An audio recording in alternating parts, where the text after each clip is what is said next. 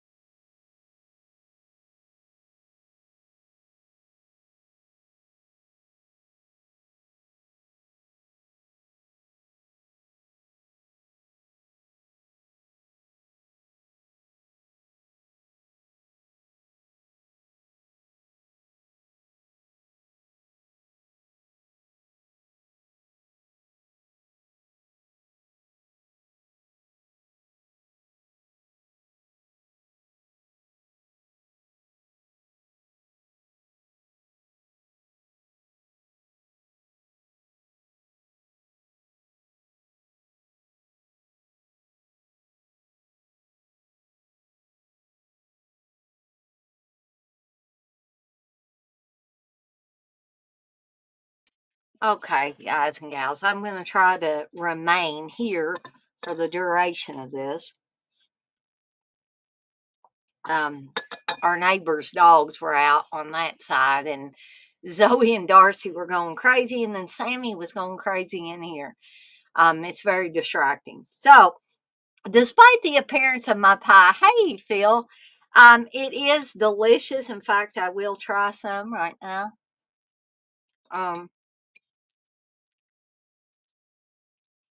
Yes, it is absolutely delicious, and so is the tea.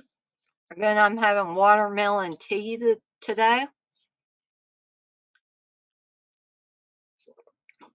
and this tea is the absolute best. If you're a fan of tea, I highly recommend it. It's from the Tiesta Tea brand, and you can pick it up at Amazon. It's called Chunky Watermelon. All right, so let's get into these movies, shall we? So the first one I want to talk about today is Silent Madness, and it is indeed in 3D. And the 3D's kind of sort of okay. Not perfect, but not much in the way of home 3D is. Um, Even though I believe this is the digital 3D, which is a little bit better.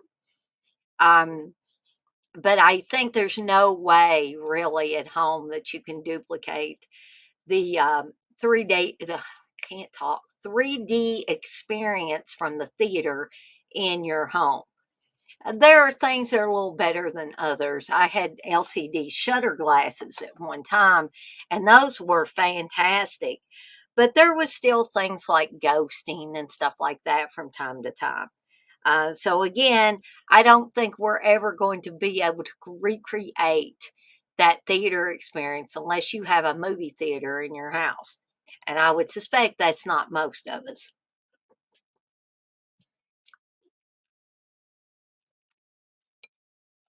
Uh, so, The Silent Madness might not be a movie that many of you have heard about.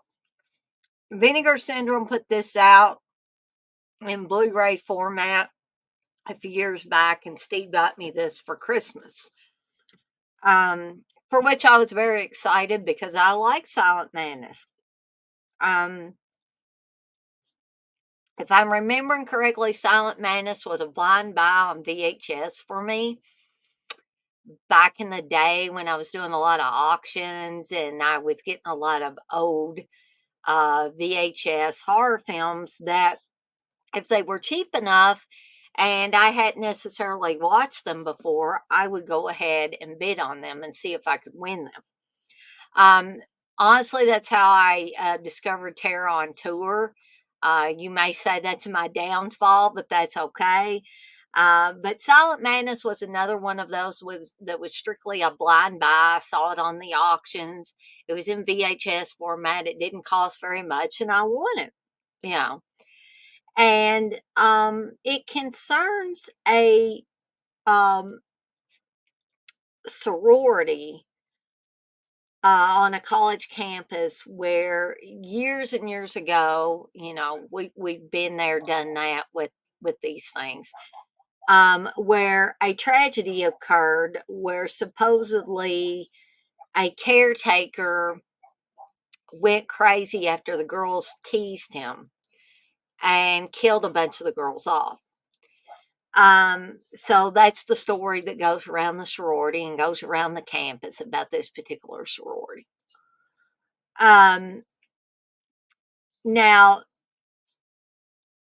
we have a doctor at a mental hospital where the um, the individual responsible for the killings at the sorority years ago, the caretaker, is a resident, and he's on the floor where they send the really, really bad patients and they're kind of juiced up on drugs and hooked up to machines and stuff like that. And it basically looks like a very bad intensive care unit, a poorly managed intensive care unit. It's kind of like where Michael Myers was at the beginning of Halloween 4, only not as good, right? So you have these two sleazy orderlies that are taking care of the patients or not taking care of the patients, as you whatever way you may see that. And you have a concerned doctor who is very concerned that they are letting patients out on the streets without proper medication and things like that. And a lot of them, she says, should not be on the streets because they're either a danger to themselves or other people. Um, so there was a mix up in the computer with names. And a man whose name was similar to the man who committed the sorority slaughter, as they called it, that guy was released instead of the patient that should have been released. So the psychiatrist raises Cain about it, but she's a woman, and they really don't want to pay any attention to her, except the head of this mental institution is a woman as well. But a lot of the other guys in charge are men. And they don't listen to her, but the head of the mental hospital takes her aside and says, I'm going to tell them to ease up on their program to be, you're listening from the shower. Awesome, TJ. I think that's the first time I've ever heard somebody say, I'm listening to your show from the shower. So that is awesome. Um, so the head of the mental hospital tells these administration guys to ease up on your program to let all these patients out. Okay. And then she tells Joan, hey, how long have you been here? Are you due for a vacation?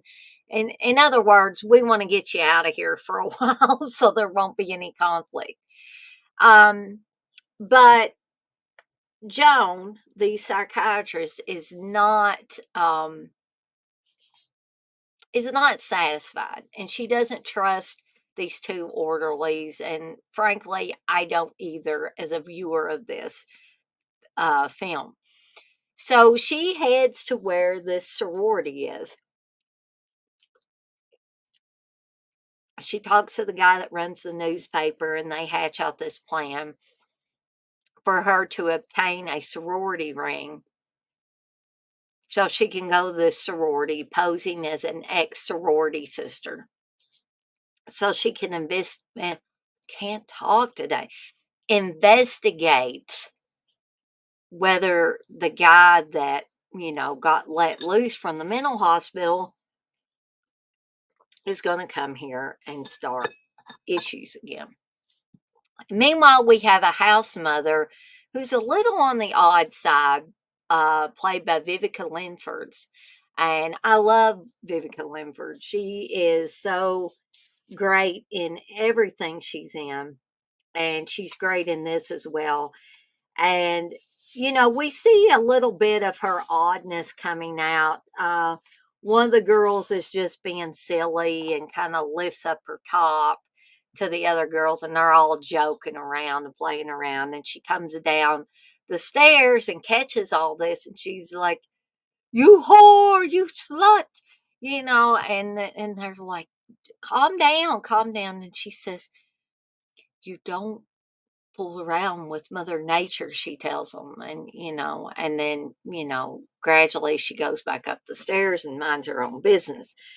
We find out later that she is the mother of the man that supposedly committed these murders years ago.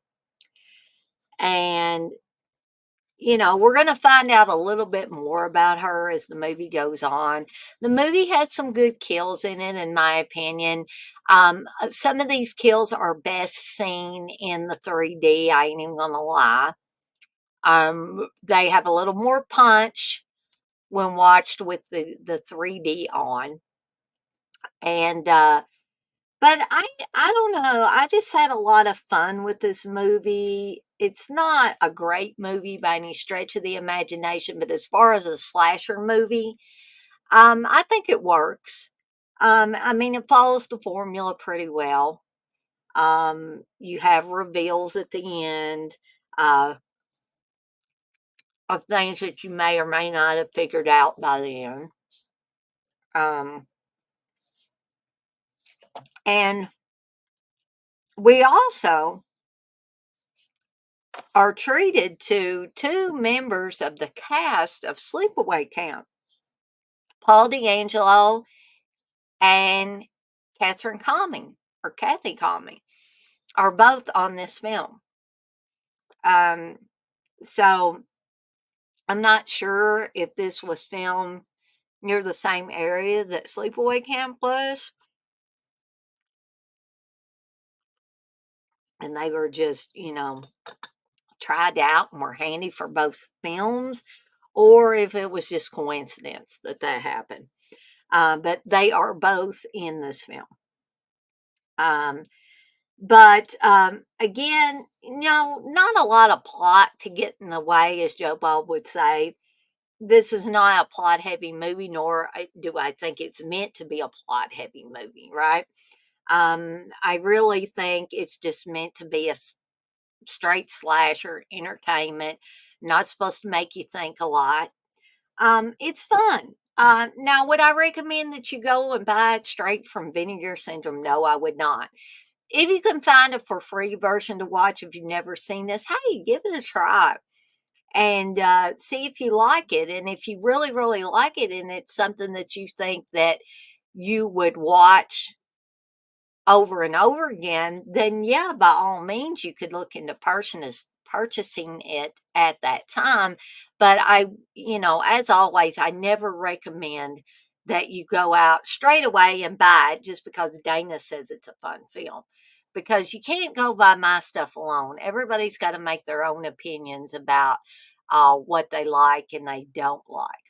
And just because I like it doesn't mean, or love it or whatever, doesn't mean you're going to. So, based on all those things, I will give my rating on this, and I'm going to give it 4 deadites out of 5 just because it's slashtastic good fun. Okay, in my opinion, the kills are good, the story is competent for a slasher film anyway. If you can watch it in the 3D version, the 3D is fun. And yeah, I think it's a good solid 4 deadites out of 5 for me. Hey, Amy. Um, so the next one I'm going to cover is one that I watched for the first time, mainly because Mr. Ted Raimi is in it, and that is Skinner. Tracy Lords is also in this, and let's see, um, Ricky Lake is in this movie. And for all those reasons, you might want to check this one out. Again, please don't go out and buy this from Severin or Amazon or whatever, just because I say this is a fun little movie, which it is, in my opinion. And one of the funnest things about this is the fact that Ted Raimi is in this as a serial killer. Okay. Um, usually hey, Blissful, usually I like to see Ted Raimi playing funny roles or charming roles. And he is charming in a lot of parts of this because he comes to stay at a house where a room is being lent out by Ricky Lake's character. And he falls in love with Ricky Lake, and he wants Ricky Lake. He wants to sleep with her. She has a trucker husband who is out of town, and they have some issues with their marriage. Um, but that um, doesn't phase Ted Raimi's character um, of Dennis Skinner. And that's one reason this is called Skinner. The other reason it's called Skinner is because Dennis Skinner actually skins his victims and puts on their skin, a la like Leatherface or Ed Gein, the real serial killer. Um, and there are some kind of funny scenes with um, maybe that wouldn't fly now. Um, Based on racial tensions and things like that. Um, and if you watch the movie, you'll know exactly what I mean by that. But Tracy Lords plays a woman who was attacked by Dennis Skinner years ago and survived, but she's horribly scarred and has to take morphine all the time. In fact, it is apparent that she is addicted to it. Um, but she's following Dennis and she wants to kill him. So you've got that story plus the kind of perverse romance emerging between Ricky Lake's character and Ted Raimi's character, Dennis Skinner, in the film. Um, Again, not a good film by any stretch of the imagination. Some of it's a little hokey. I think Ted Raimi does an excellent job as the Dennis Skinner character. He is suitably creepy in a lot of the scenes. I think it's very effective. And one of the reasons I think it's effective is because people are used to seeing Ted Raimi play charming, funny characters for the most part.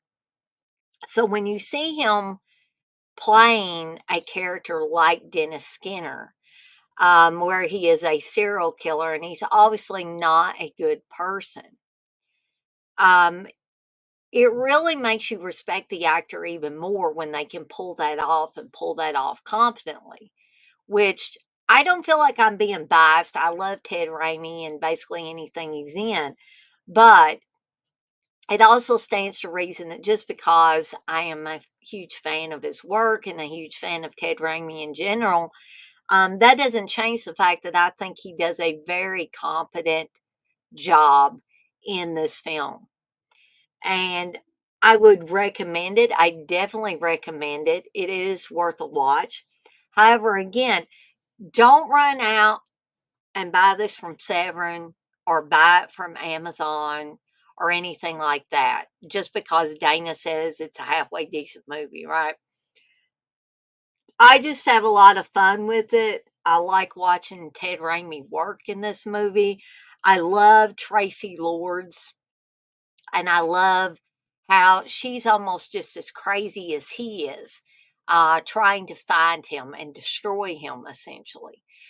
There are scenes where she's in hotel rooms and stuff, and she's shooting up the morphine, and she's talking about how she's going to kill Dennis Skinner, and it's just very, very effective.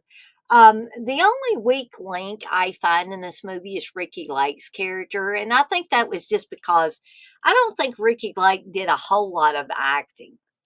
I know Ricky Lake had a talk show at one time, and a lot of you may remember Ricky Lake doing her talk show stint. Um, I mean, she wasn't horrible in this movie, but she wasn't the greatest either. And definitely, out of all the other main characters in this, I do feel that she was a weak link. She didn't bring as much to the table as Ted Raimi and Tracy Lords did by any stretch of the imagination. However, I will give this one my rating. I'm also going to give this one a 4 Deadites out of 5.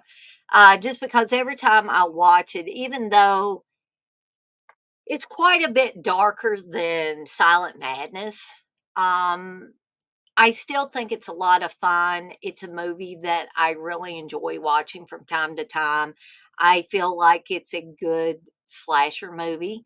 Like I said, I feel like Ted Raimi and Tracy Lords work off of each other fantastically. It's just absolutely almost magical the way those two work off of each other.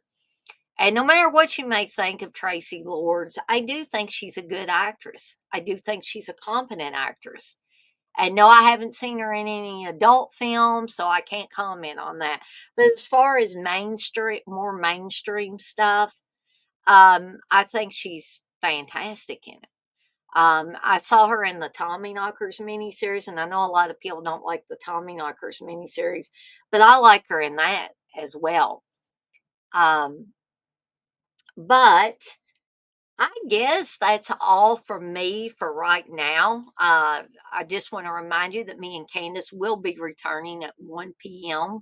Eastern Time today. I've already got my Friday Foolish shirt on. I'm ready to go. We are going to be talking about all things paranormal this afternoon. It's going to be a little more of an expansive show.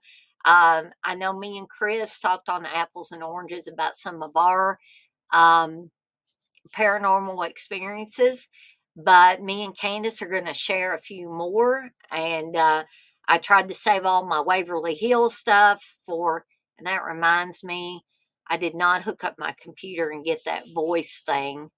I'll try to do that, TJ, if you're still listening. I'm going to try to do that before we get on the show here. I've got to hook my other computer up to the monitor so I can see what I'm doing. The stuff is on my old computer, so I'm going to try my hardest to do that, okay?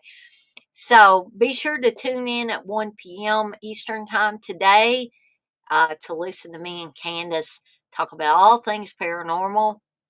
But for now, I'm off like a dirty shirt, and I want to remind everyone to be kind to one another and blaze that trail. And TJ, you say Ricky Lake was in Hairspray, Sterile Mom, Crybaby, Miss Winterborn, by the way.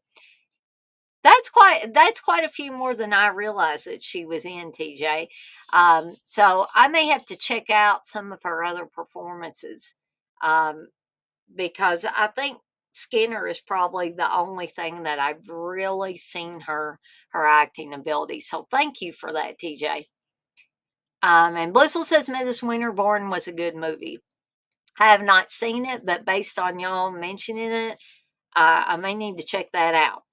But I am out of here for now, and I will see everybody that can attend at 1 p.m. Eastern time today for Friday Foolish. See you later, folks.